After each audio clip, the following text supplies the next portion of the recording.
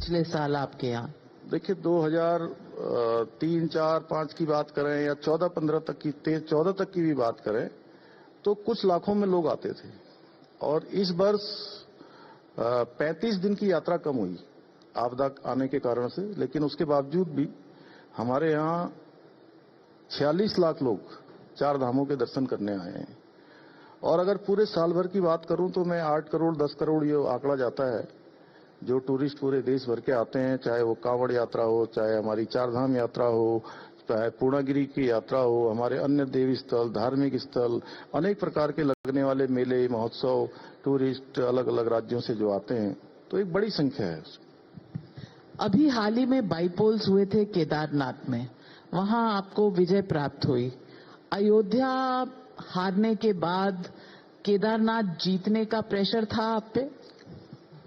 देखिए प्रेशर तो इतना नहीं था क्योंकि हम लोगों को पहले से ही पता था कि हमारे प्रधानमंत्री जी ने प्रधानमंत्री बनने के बाद जो सबसे पहले उत्तराखंड के अंदर जो सबसे बड़ा काम किया था वो काम था बाबा केदार के धाम का नवनिर्माण और पुनर्निर्माण का काम और एक भव्य केदार और दिव्य केदार बनाने का काम। क्योंकि 2013 की जो आपदा आई थी वो बहुत बड़ी आपदा थी, हजारों लोग काल के गाल में समा गए थे और लोगों को लगता नहीं था कि फिर से ये इस प्रकार की केदारपुरी का विकास हो जाएगा, इस प्रकार से बाबा के यहाँ दर्शन करने लोग आ जाएंगे, जो कुछ हजारों में वहां पर श्रद्धालुओं की संख्या हो गई थी।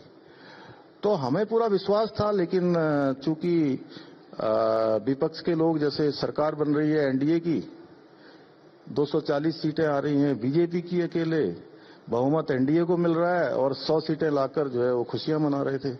तो वैसे ही वो अयोध्या में, चूंकि अयोध्या कोई वहां पर सीट का नाम वो अयोध्या नहीं था, अयोध्या एक विधानसभा है वहां पर और उस पूरे पर्टिकुलर क्षेत्र में देखें तो वहां भाजपा जीती है। लेकिन उन्होंने पूरे देश में प्रचारित किया कि हम अयोध्या भी जीत गए। और अयोध्या के बाद एक चुनाव हमारे यहाँ उत्तराखंड में और हुआ था, बद्रीनाथ का चुनाव। वहां वो विधानसभा में भी वहां पहले कांग्रेस पार्टी के ही एमएलए जीते थे, वो एमएलए बीच में हमारी तरफ आ गए। लेकिन वो अचानक ऐसा चुनाव हुआ तो उन्होंने कहा कि हम बद्रीनाथ भी, हम अयोध्या भी जीत गए हैं, हम बद्रीनाथ भी जीत गए हैं, अयोध्या और बद्रीनाथ झांकी है, अब केदारनाथ बाकी है।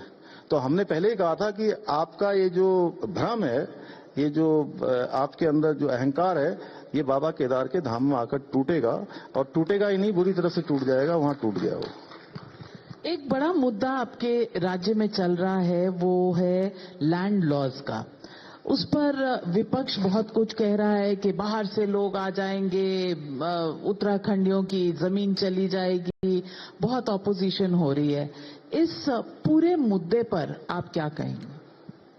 देखिए, मैं ये जरूर देश भर के जो हमारे इन्वेस्टर हैं, वहां पर जो होटल बनाना चाहते हैं, अपनी इंडस्ट्री लगाना चाहते हैं, अस्पताल बनाना चाहते हैं, स्कूल बनाना चाहते हैं, कोई यूनिवर्सिटी बनाना चाहते हैं, कोई भी अपना इंस्टीट्यूशन बनाना चाहते हैं, उनको किसी भी प्रकार की कोई दिक्कत नहीं होने वाली है।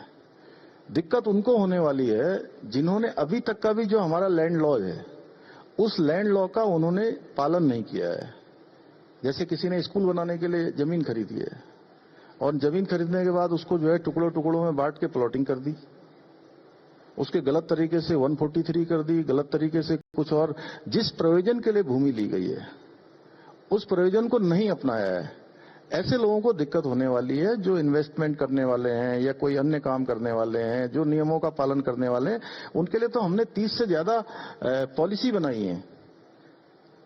हमने फिल्म की अलग पॉलिसी बनाई है, खेल की अलग बनाई है, हमने लॉजिस्टिक की बनाई है, इंडस्ट्री की बनाई है, ऑटोमोबाइल्स की पॉलिसी बनाई है, अनेक पॉलिसियां हमने बनाई हैं। और ऐसी ऐसी पॉलिसियां बनाई हैं कि लोग आए वहां पर और उनसे पूछ के भी बनाया। हमने जब इन्वेस्टर समिट किया था तो हम लोगों के बीच में गए थे, उससे पहले हमने उन सब के सुझाव लिए आपस में कि आप बताइए कि आपके लिए उत्तराखंड में काम करने के लिए क्या अच्छा, हम क्या रूल बना सकते हैं, क्या हम नीति, क्या पॉलिसी ला सकते हैं। तो उन्होंने जो जो हमको बताया हमने वो सब किया है। और बहुत सारी पॉलिसी को हमने जो पहले से चली आ रही थी उनको थोड़ा शिथिल भी किया है, यानी सरल बनाया है। तो उनको कोई दिक्कत नहीं होने वाली है। और मैं आपके इस मंच से भी कहता हूं कि आइए उत्तराखंड में, उत्तराखंड देवभूमि है। उत्तराखंड में अभी हम नया काम कर रहे हैं। आजकल एक हमने काम शुरू किया है। पहले केवल जब हमारे धामों के कपाट खुलते हैं उस समय हमारी 4 धाम की यात्रा चलती है, और शीतकाल जब आता है तो कपाट बंद हो जाते हैं, तो लोगों को लगता है कि पूरा उत्तराखंड बंद हो गया। देखिए, उत्तराखंड बंद नहीं होता है। शीतकाल में भगवान की पूजा चलती रहती है। जैसे मैं बताऊं कि बद्री विशाल आकर जो है हमारे जोशीमठ में उनका शीतकालीन प्रवास हो जाता है, वहां उनकी पूजा चलती है। भगवान केदार की पूजा जो है ओंकारेश्वर में उखीमठ में चलती है। गंगोत्री धाम की पूजा जो है हरसिल में होती है। यमुनोत्री की हमारी खरसाली में होती है। तो इन स्थानों पर आज जो पूजा में आएंगे, दर्शन करेंगे। और सबसे अच्छा है, इस बार तो थोड़ा भगवान की कृपा है कि अभी तक यहाँ पर बहुत धुंध नहीं लगी, बादल नहीं लगे, कोहरा नहीं लगा। लेकिन जब यहाँ कोहरा लग जाएगा, आसमान नहीं दिखाई देगा, दिन में भी गाड़ी में चलने में टॉर्च जैसी गाड़ी की लाइट चलानी पड़ेगी, उस समय आपको बिल्कुल भगवान सूर्यदेव प्रत्यक्ष रूप से वहां दर्शन दे रहे होंगे हमारे यहाँ। और हमारे पर्वत जो बर्फ से ढके हुए हैं, बिल्कुल आपको शानदार एक अलग प्रकार का जो है अनुभव देंगे। और वहां आएंगे, अध्यात्म भी आपको मिलेगा, शांति मिलेगी। और आप पूरी ऊर्जा लेकर यहां से अगर 4 दिन का 5 दिन का टूर बना के आएंगे 1 हफ्ते का, तो 1 हफ्ते में आप पूरे साल भर की एनर्जी लेकर वापस लौट के आएंगे।